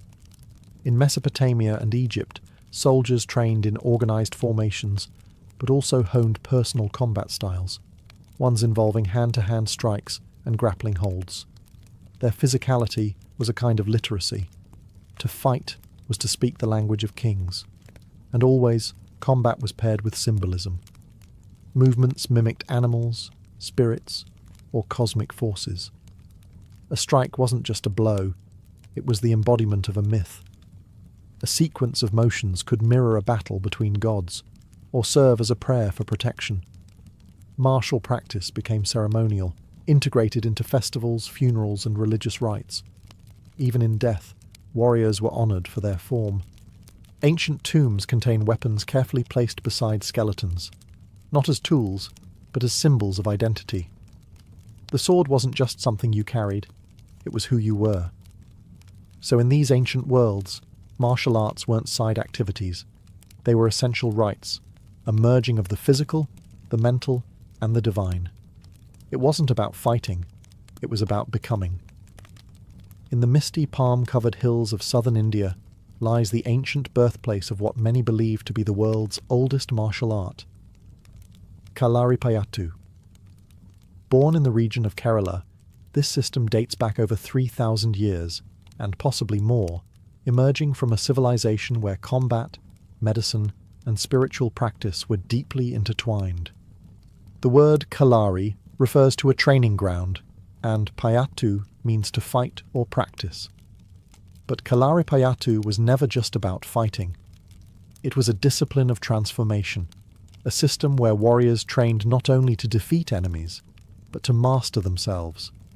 It combined strikes, grapples, and weapon techniques with deep breath control, meditation, and stretches that predate modern yoga. According to tradition, the art was shaped by the sage Parashurama, a divine warrior believed to have reclaimed the land of Kerala from the sea. He created Kalaripayattu not merely as a combat system, but as a sacred path to balance power with wisdom. Students began training at a young age, learning body control, flexibility, and agility before ever touching a weapon. The training grounds, or Kalaris, were considered sacred spaces. Entering the Kalari was a ritual. Students bowed to the earth, the gods, and their master. Lessons began with Mepayatu, the body conditioning sequences. These were fluid, almost dance-like routines meant to awaken every muscle, tendon, and joint. The movements drew from nature, the strikes of the snake, the grace of the peacock, the ferocity of the lion. Weapons came later: wooden sticks, curved swords, daggers, spears, and the legendary urumi, a flexible, whip-like blade so dangerous it required total body mastery to wield safely. But alongside combat, students also learned Ayurvedic medicine, how to heal what they had the power to hurt. And there was always philosophy. Kalaripayattu taught humility, patience, and respect for life. Victory without control was failure. Power without compassion was chaos. When foreign invaders arrived, first the Portuguese, later the British, Kalaripayattu was suppressed. But it never died. It went underground, passed on in whispers and footwork, hidden in dance and disguised as healing. Today, it still survives, not just as a martial art, but as a living link to one of humanity's earliest visions of what it means to be both a warrior and a sage. To most of the world, the phrase martial arts brings to mind one word: kung fu. But in China, kung fu, gong fu, doesn't just mean fighting. It means mastery earned through effort, whether in calligraphy, cooking, or combat.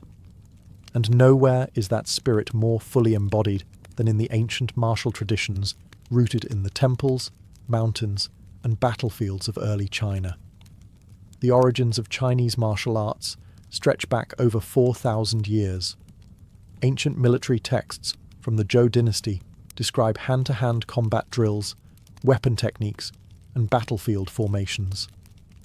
But the true heart of Kung Fu emerged where philosophy met motion, in the silence of the monasteries. The most famous origin story begins in the Shaolin Temple, a Buddhist sanctuary nestled in the Song Mountains.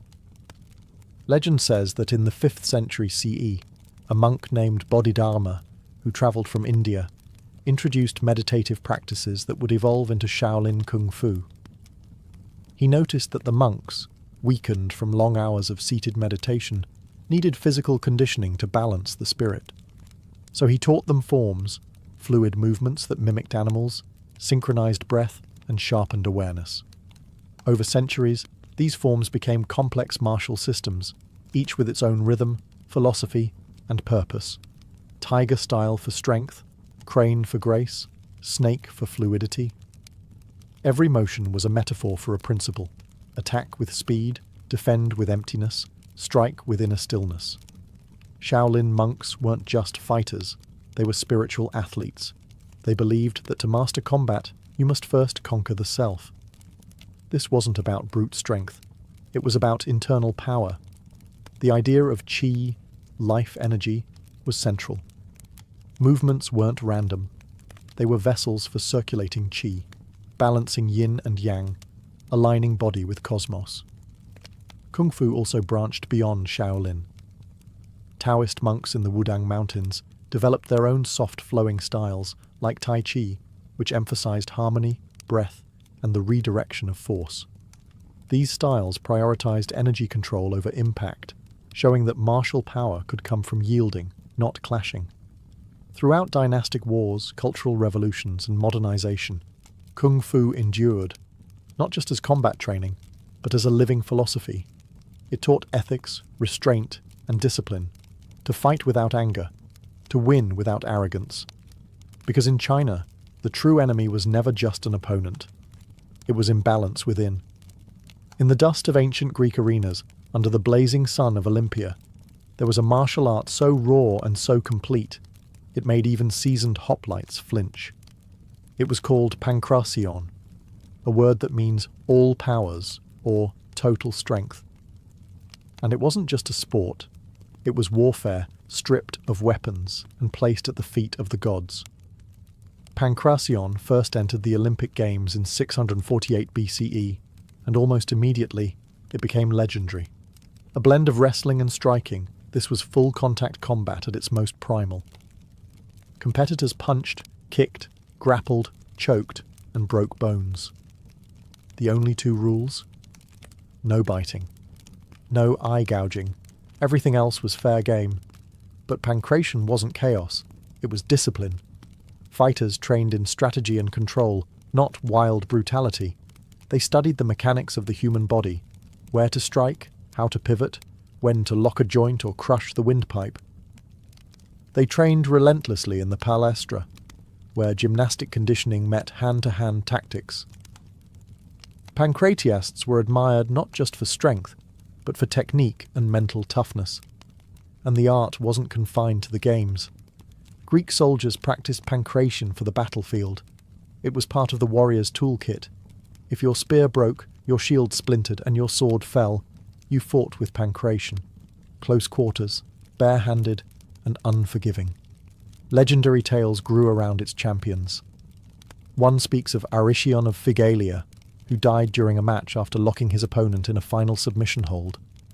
Though lifeless, his opponent conceded defeat, and Aristion was crowned victor posthumously.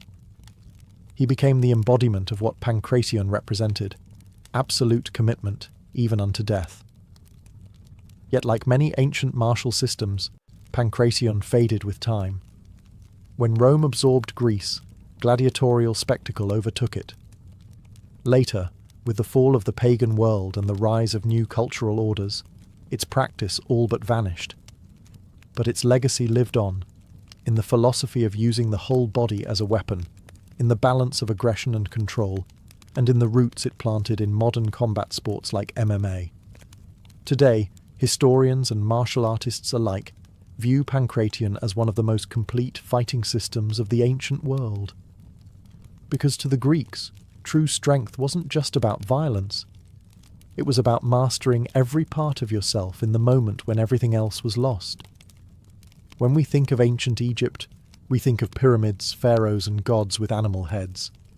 But beneath the golden mask of Tutankhamun and the shadow of the Sphinx was a militarized civilization where martial skill wasn't just a soldier's tool, it was a path to honor and status. Egypt's earliest records of martial arts appear not in text, but in art. On the walls of tombs in Beni Hassan, dating back to around 2000 BCE, there are over 400 depictions of grappling techniques, throws, locks, and stances. These images, striking in detail, show that Egyptian warriors trained in unarmed combat with surprising sophistication. Wrestling was not a pastime, it was a national passion. Young nobles trained in martial disciplines from an early age. Combat was seen as both physical excellence and spiritual preparation. The soldier wasn't just a fighter. He was a protector of Mayat, the divine balance of the world. To train the body was to prepare to defend that cosmic order. But Egypt's martial tradition extended far beyond wrestling. Warriors were schooled in stick fighting, known today in its modern descendant as tatib. This elegant yet fierce art involved rhythmic movements with a long staff, often performed to drums. Though it evolved into a ceremonial dance over the centuries, its roots were deeply martial, used by guards, soldiers, and royal bodyguards. Weapons training included archery, spears, daggers, and battle axes, but close-quarters combat was no less important. Egyptian warriors had to be versatile. In chariot warfare, for instance, soldiers were trained to shoot with deadly precision while racing at full speed, an ancient form of mobile martial art that demanded nerves of steel and unbreakable focus. Even in myth, martial prowess mattered. Gods like Horus, the falcon-headed protector, were warriors first, locked in eternal combat with chaos. Pharaohs modelled themselves on these divine fighters, presenting their victories as reflections of divine will. War was sacred, and those who fought it were not just men. They were instruments of order. Though Egypt's martial systems never survived in a formal lineage like Shaolin Kung Fu or Kalaripayattu, their spirit remains, etched in stone, in rhythm, and in ritual. Because along the Nile, to fight was not just to conquer, it was to preserve the universe itself. Long before the word samurai echoed through scrolls and songs, Japan's martial identity was already forming in the misty valleys and storm-swept shores of its islands. The origins of Japanese martial arts lie not in modern karate dojos or sword-fighting duels, but in ancient ritual, clan warfare, and spiritual discipline. In the earliest centuries, during the Yayoi and Kofun periods, warriors fought with bronze weapons, stone-tipped arrows, and raw, practical techniques designed for survival. These early forms lacked structure, but emphasized efficiency, group cohesion, and instinctual movement. Fighting wasn't just physical, it was deeply tribal. Loyalty to clan and family was everything. To fight well was to protect your bloodline. But as Japan entered the Heian period, 794–1185 CE, martial culture began to crystallize. Mounted archery became central. The ideal warrior wasn't just a brute with a sword, he was a horseman, archer, and scholar. This period gave rise to the bushi, the early prototype of the samurai, whose code blended battlefield skill with personal honor. The foundation of many Japanese martial arts developed from this evolving warrior class. One of the earliest systems was kyujutsu, the art of the bow. Archers trained to shoot from horseback using the yumi, a tall, asymmetrical bow, requiring extraordinary strength and control. Over time, this evolved into kyudo, the way of the bow, which emphasized not just aim, but spiritual focus, breath, and mindfulness. Kenjutsu, or sword technique, also began to emerge, though swords were not yet the dominant weapon. Techniques were battlefield-tested, direct, and often brutal, far from the polished forms we associate with modern katana duels. Swords were tools, not symbols. Yet within the folds of these techniques, a code of conduct was growing. By the time of the Kamakura period, this code evolved into what we now know as Bushido, the way of the warrior. Honor, loyalty, self-discipline, and inner peace became as vital as victory. Martial training became not just preparation for war, but a moral path. Swordsmanship, archery, and later hand-to-hand combat systems like jujutsu were practiced as both physical arts and spiritual exercises. In early Japan, to fight was to follow a path of balance between life and death, technique and heart, body and soul. And the warrior wasn't just expected to win, he was expected to die well. When we talk about the origins of martial arts, Africa is too often left out of the conversation. But across this vast and diverse continent, ancient cultures developed powerful, sophisticated, and deeply rooted martial traditions, systems shaped by survival, spirituality, and ceremony. These weren't just methods of combat, they were expressions of identity, heritage, and sacred duty. One of the most enduring African martial practices is dambe, the ancient combat sport of the Hausa people in West Africa. Traditionally performed by butchers and members of warrior guilds, dambe combines bare-knuckle boxing with powerful low kicks. Fighters wrap one hand, called the spear, in cloth or hardened rope, while the other remains open for defence. Matches often take place during harvest festivals and public gatherings, turning combat into celebration. But make no mistake, this is warrior training, preserved through ritual. In Senegal, another ancient tradition thrives, layam, or Senegalese wrestling. More than a sport, layam is a national art form, its roots reaching back to pre-Islamic times when it served as a rite of passage for young men. Wrestlers engage in powerful grappling, accompanied by drums, dance, and spiritual chants. Before combat, fighters often consult marabouts, spiritual leaders, who offer charms and blessings. Strength alone won't guarantee victory. One must also have spiritual favour. Farther south, in Zulu culture, the martial legacy of Nguni stick fighting tells a different story. Practiced by young Zulu boys as part of initiation and military training, this art involves a striking stick and a blocking stick, used in lightning-fast exchanges. Beyond preparing boys for future combat, stick fighting also built courage, reflexes, and a warrior's mindset. Even the legendary Shaka Zulu, was said to have refined battle techniques by observing and modifying traditional stick-fighting strategies into formations that reshaped southern African warfare. In Ethiopia, historical paintings and manuscripts depict soldiers using spears, shields, and short swords in tightly organized formations, sometimes accompanied by wrestling traditions that emphasized throws and body control, skills necessary in both battle and ritual. In African martial arts, the line between fight and festival, battle and belief, was always thin. Movement was meaning. Combat was culture. And across the continent, the warrior was more than a fighter. He was a protector, a performer, and a living vessel of his people's spirit. Long before European ships touched the shores of the Americas, the indigenous peoples of the continents had already developed rich and complex martial traditions. These systems weren't organized into schools or written down in manuals, but they were real, practiced, and deeply embedded in culture, ceremony, and survival. Among the Aztecs, martial culture was central to civilization. From an early age, boys were sent to Telpochcali, or youth training houses, where they learned warfare, discipline, and weapons handling. The macahuitl, a wooden sword embedded with obsidian blades, was a symbol of elite warriors. It could slice through flesh with terrifying ease. But Aztec martial arts were more than technique. They were tied to religion. Warfare was a sacred duty, a way to capture prisoners for ritual sacrifice, and a path to honor in the afterlife.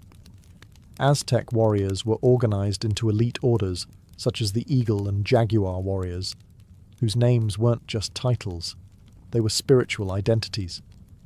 Combat was a way to embody the spirit of the animal, to transform oneself into a living weapon guided by divine purpose. Farther south, the Inca Empire had its own formidable martial culture. While the Inca are better known for engineering and empire building, they trained soldiers extensively. Their warriors used slings, spears, bolas, and clubs with strategic precision, and trained in formations suited to mountain warfare. Young warriors were taught strength, endurance, and loyalty to the state. Warfare was not just political, it was ritualized, a test of cosmic balance. In the North American regions, many indigenous tribes practiced warrior rites tied closely to spiritual life. The Lakota, Apache, and Comanche, for example, had deep warrior traditions involving stealth, ambush tactics, horsemanship, and close-quarters combat. Skills were honed through hunting, scouting, and intertribal conflict. But what mattered as much as bravery was humility. The ideal warrior was disciplined, honorable, and bound to the welfare of the tribe. Combat training was often expressed through games and dances, ritualized forms of preparation that built strength, reflexes, and unity. The war dance wasn't just theatre. It was a moving invocation, blending spirit with strike, rhythm with readiness. Across the Americas, martial arts weren't isolated techniques. They were extensions of worldviews. To fight was to serve, not just the tribe, but the land, the ancestors, and the balance of all things. What began as survival, how to hunt, how to defend, how to kill, became something far deeper. Across the ancient world, martial arts evolved into spiritual disciplines, tools for shaping not just warriors, but entire cultures. From India to China, from Africa to the Americas, every civilization developed its own system of combat. But what unites them isn't just the strikes, holds, or weapons. It's how those movements became ritual. Training grounds turned into sacred spaces. Warriors became symbols of cosmic order. Combat itself became a path, not to destruction, but to self-mastery. These early martial arts didn't teach violence for its own sake. They taught control, humility, and balance. In Kalaripayattu, the fighter is also a healer. In Kung Fu, the battle is internal as much as external. In Pankration, the test is mental endurance as much as physical skill. Even in the tribal dances of Africa and the war games of the Americas, the lesson is the same. True strength lies not in dominance, but in discipline.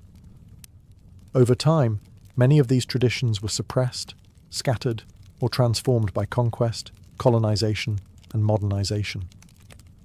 The British banned Kalaripayattu. Chinese martial arts were driven underground during political upheavals. African systems were masked in ritual to survive. Native American combat knowledge was pushed aside by force, and yet none of it truly disappeared. Fragments survived in folk dance, oral storytelling, community rituals. Others resurfaced in modern martial arts, reborn in karate, judo, capoeira, MMA, and more. The roots are ancient, even if the forms are new. Today, when someone steps onto a mat, bows before a teacher, or learns a new technique, they're not just learning how to fight. They're participating in a lineage that stretches back thousands of years, where motion is memory and every movement is a whisper from the past. The ancient masters may be gone, their battles long finished, but their philosophies endure. They taught that martial arts are not about defeating others. They're about defeating yourself, again and again, until ego, fear, and rage fall away. What remains is stillness, precision, purpose. Because in the end, every martial art, no matter its origin, tells the same story. The journey of a human being learning how to be strong, not just with the fist, but with the spirit.